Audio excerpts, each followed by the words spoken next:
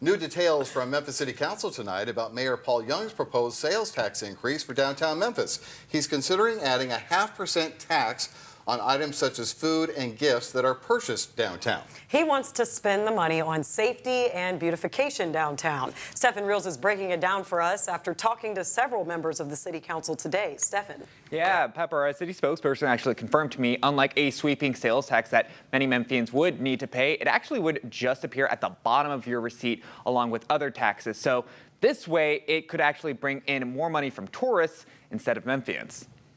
Downtown is our front door. Memphis Councilwoman Jerry Green among the city leaders now supporting Memphis Mayor Paul Young's proposed sales tax. Similar to Nashville's so-called hamburger fee, the plan would effectively add on fractions of a cent to items sold in downtown businesses, minus things like wine, hotel stays, and parking.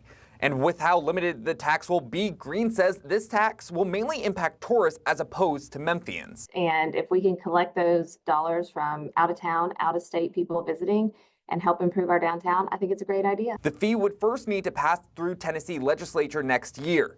And even if it gets approved by state leaders and then city council, Green says the soonest it could go into effect is July 1st of next year.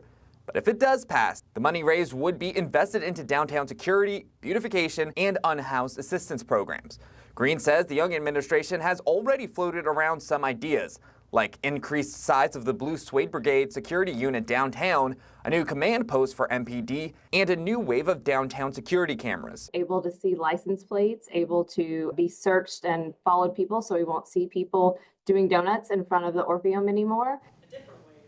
And always some good news right there. But so far, there's no estimate on how much money the sales tax increase would actually raise. And there's no doubt state leaders will need to know that information before voting on the mayor's proposal. But just to show how limited this fee would actually be, if you actually spent $100 at a restaurant downtown, the most you'd actually be feed is 50 cents. So with how little that actually is, a city spokesperson told me a business could simply just end up paying the fee themselves instead of passing it on to the tourists. Back to you.